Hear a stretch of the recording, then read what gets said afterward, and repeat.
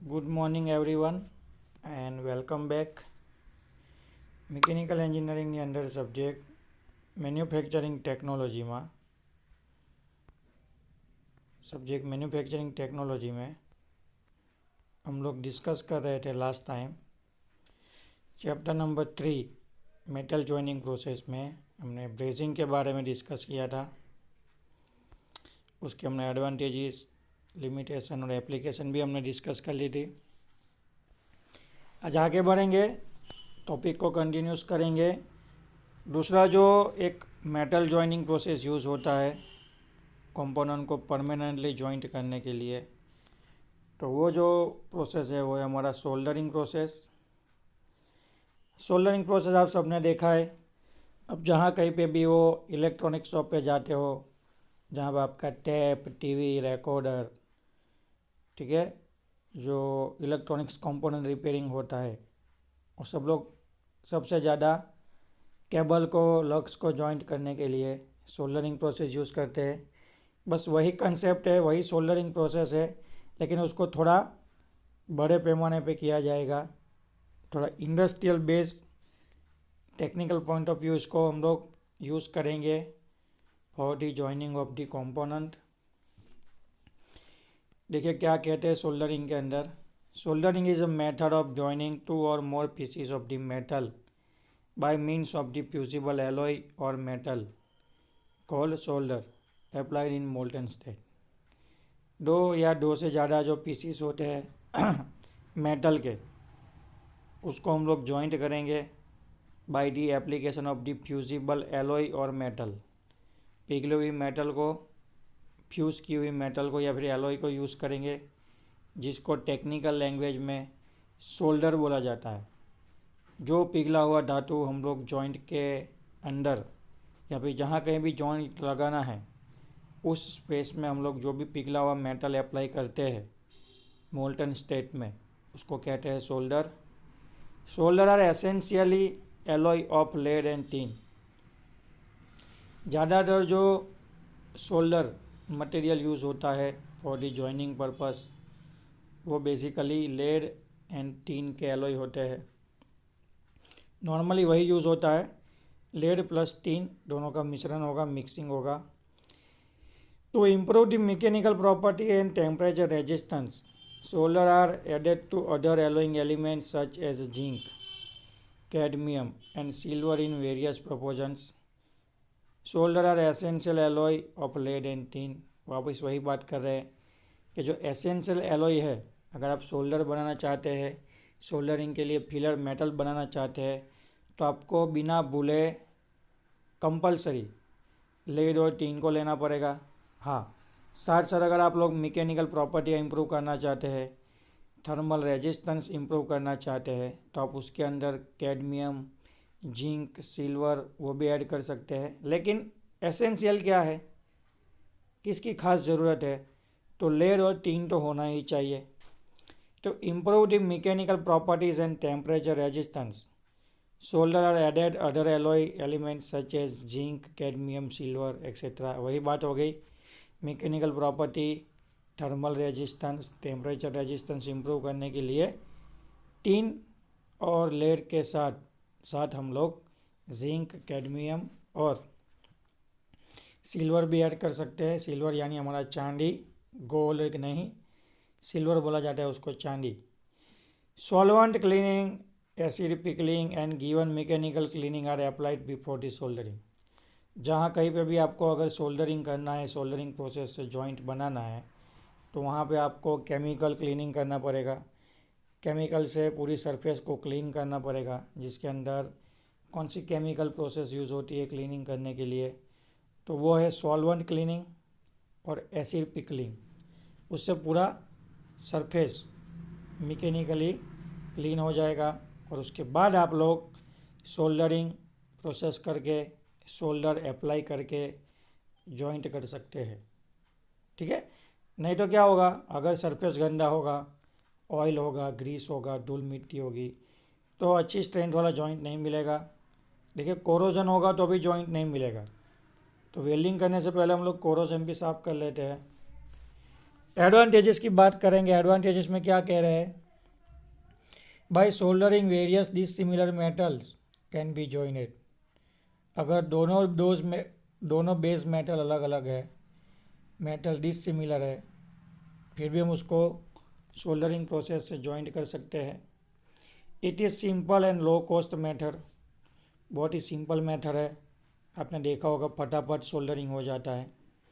खर्चा भी क्या है इसके अंदर बहुत कम होता है, ज़्यादा कॉस्टली नहीं है दूसरी मेथड की कंपेयर में। थर्ड है work piece with different thickness can be जॉइनेड।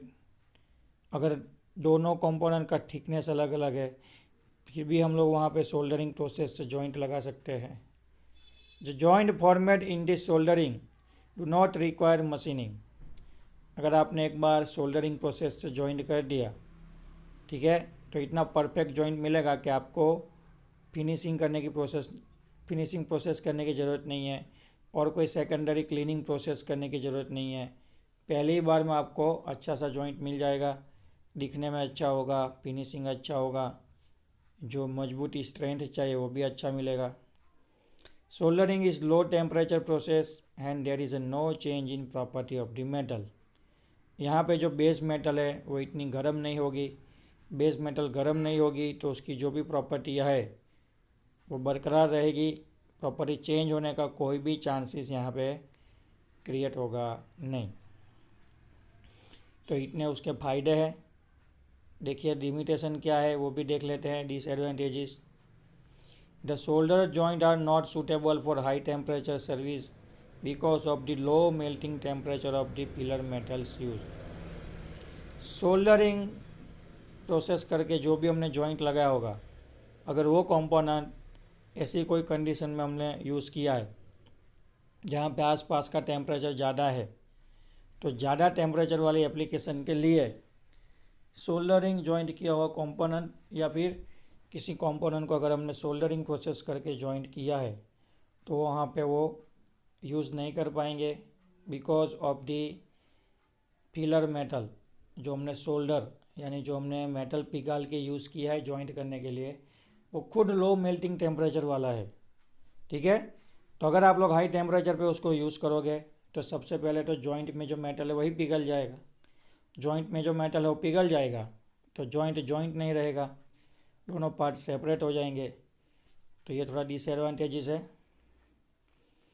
The soldering joint also need to be clean मेट्रोक्सियली to provide chemical clean surface to obtain the proper bond. पहले ही हमने बोला था आपको अच्छे से केमिकल प्रोसेस से जो भी क्लीन करने के लिए जो केमिकल आते हैं, डिटर्जेंट आते हैं, उसको यूज़ करना है और अच्छे से सरफेस क्लीन करना है, तभी सरफेस और फिलर मेटल के बीच में प्रॉपर बॉन्ड क्रिएट हो पाएगा।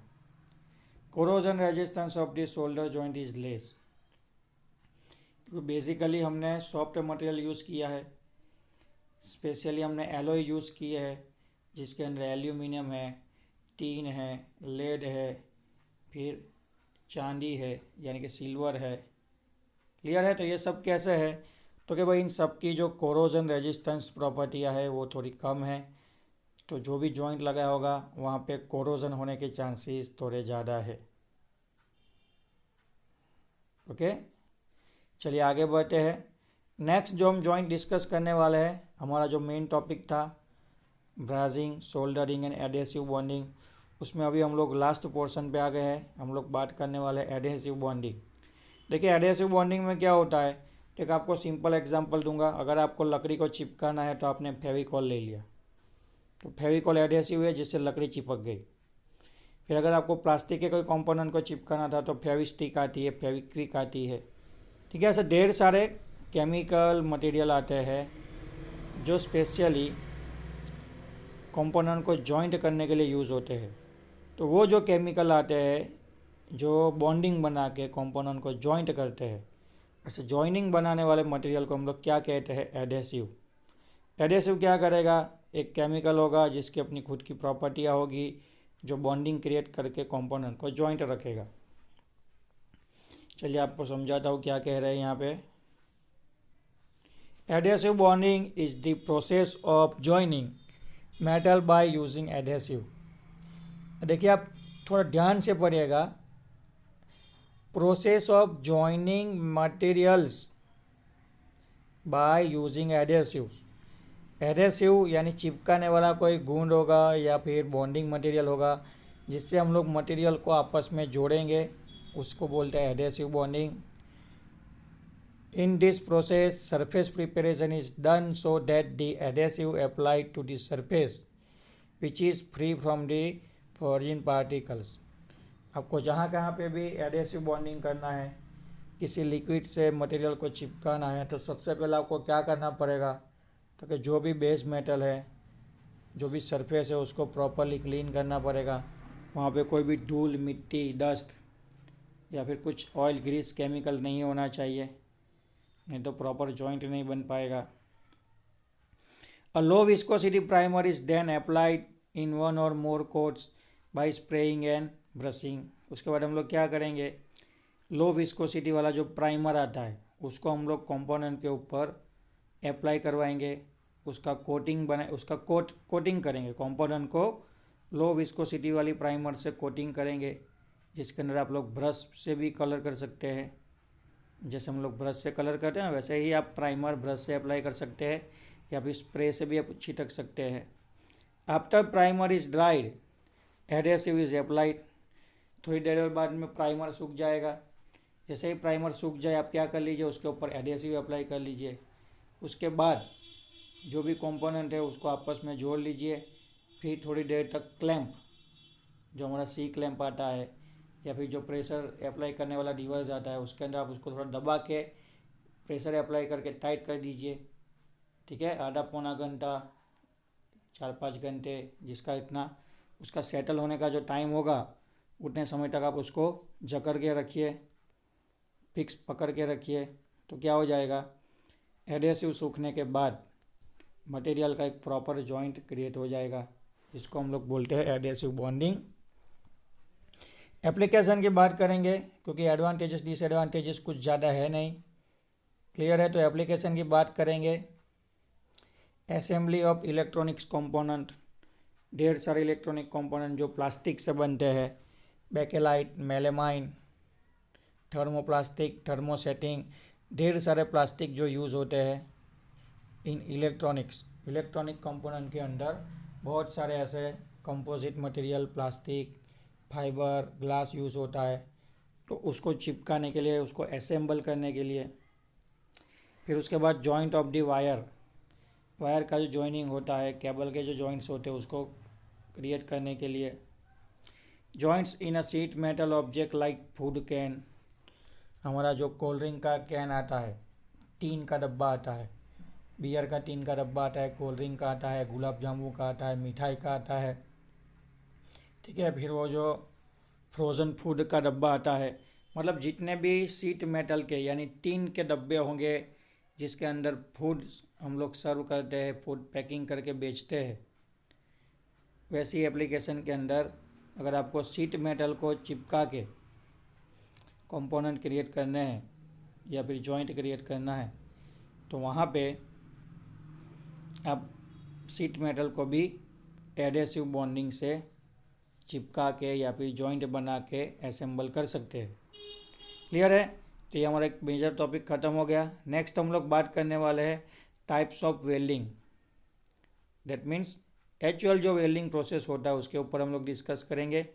तो जो बेसिकली हमारा वेल्डिंग प्रोसेस होता है जिसके बारे में आप लोग जानते हैं, तो वो वेल्डिंग प्रोसेस हमारा 2 तरीके से होता है।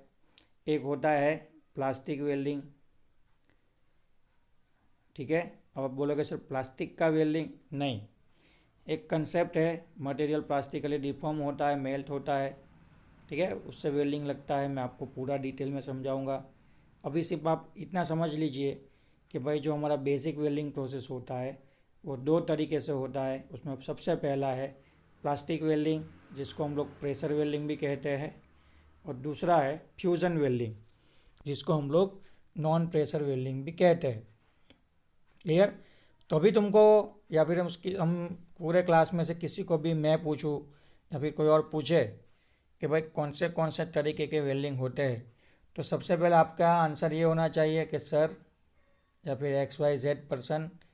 बेसिकली दो तरीके से वेल्डिंग प्रोसेस होता है, एक होता है प्लास्टिक वेल्डिंग या फिर हम लोग उसको बोलेंगे प्रेशर वेल्डिंग, दूसरा होता है फ्यूज़न वेल्डिंग जिसको बोला जाता है नॉन प्रेशर वेल्डिंग।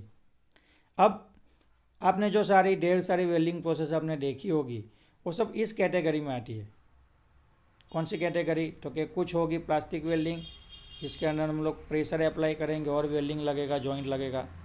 कुछ होती है फ्यूज़न वेल्डिंग जिसके अंदर हम लोग प्रेशर अप्लाई नहीं करेंगे, ठीक है, तो उसको बोला जाता है नॉन प्रेशर वेल्डिंग। ओके, चलिए बात कर लेते हैं सबसे पहले प्लास्टिक वेल्डिंग यानी प्रेशर वेल्डिंग प्रोसेस के बारे में। In this type of the welding the pieces of the metal to be jointed are heated to a plastic state and then forge together by external pressure. जो भी plate है, जो भी material है, जो भी मेटल पीसीस है उसको हम लोग गर्म करेंगे।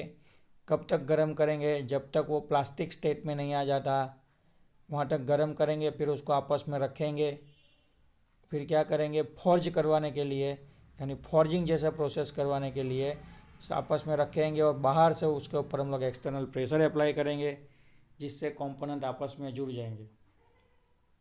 तो जो फॉर्जिंग प्रोसेस होता है उसमें भी हम लोग वही करते हैं, रिक्रिस्टलाइजेशन टेम्परेचर तक मटेरियल को हम लोग गर्म करते हैं, फिर हम उसको शेप देते हैं। बस उसी कंसेप्ट को आपको यहाँ पे अप्लाई करना है। रिक्रिस्टलाइजेशन टेम्परेचर तक कंपोनेंट को गर्म करना है, आपस में दोनों को कांटेक्ट में लाना है और ऊपर से फिर एक्सटर्नल प्रेशर अप्लाई कर देना है, इसलिए उसको बोला जाता है प्रेशर वेल्डिंग। जो फॉर्जिंग वेल्डिंग प्रोसेस होता है इसको हम लोग फॉर्ज वेल्डिंग बोलते हैं। रेजिस्टेंस वेल्डिंग होता है, वो दोनों प्लास्टिक वेल्डिंग प्रोसेस है इसके अंदर हम लोग जॉइंट बनाने के लिए प्रेशर अप्लाई करेंगे। बिल्कुल उसी तरह अगर फ्यूज़न वेल्डिंग की बात करेंगे, फ्यूज़न का मतलब होता है हीट, लेकिन यहाँ पे हम लोग प्रेशर अप्लाई नहीं करेंगे। The fusion of the metal take place by the means of heat. Fusion welding में क्या होगा? आप लोग ढेर सारा हीट एनर्जी क्रिएट करेंगे। हीट एनर्जी से कंपोनेंट आपस में जुड़ेंगे, लेकिन प्रेशर अप्लाई नहीं करना है। तो ये जो हीट जनरेट करना है उसके लिए हम लोग अलग अलग गैसेस यूज़ कर सकते हैं।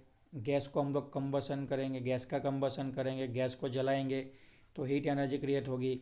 इलेक्ट्रिक आर्क की मदद से, इलेक्ट्रिक रेजिस्टेंस की मदद से, केमिकल रिएक्शन की वजह से भी ढेर सारी हीट यानी टेम्परेचर क्रिएट हो सकता है। उससे हम लोग वेल्डिंग करेंगे, लेकिन प्रेशर अप्लाई नहीं करेंगे, तो उसको बोला जाएगा fusion welding. In this method filler material is required during the process like arc welding and gas welding. अगर आप लोग प्रेशर अप्लाई नहीं कर रहे और हीट एनर्जी को यूज़ करके फ्यूज़न वेल्डिंग कर रहे हैं तो आपको बाहर से कुछ फिलर मटेरियल ऐड करना पड़ेगा।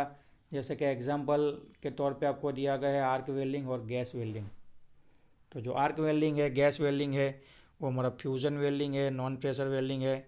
फॉर्ज वेल्डिंग है, रेजिस्टेंस वेल्डिंग है, वो हमारा प्रेशर वेल्डिंग है जिसको हम लोग प्लास्टिक वेल्डिंग भी कह सकते हैं। ओके, तो यहाँ तक रखते हैं आज के लेक्चर में। बहुत सारी चीज़ें मैंने आपको फटाफट समझा दी है, तो आपको खास सारी चीज़ें क्लास नोट में बिना भूले नोट डाउन कर लेनी है। बाकी का जो क्लासिफिकेशन वेल्डिंग प्रोसेस का वो हम लोग कल के लेक्चर में देखेंगे। Thank you.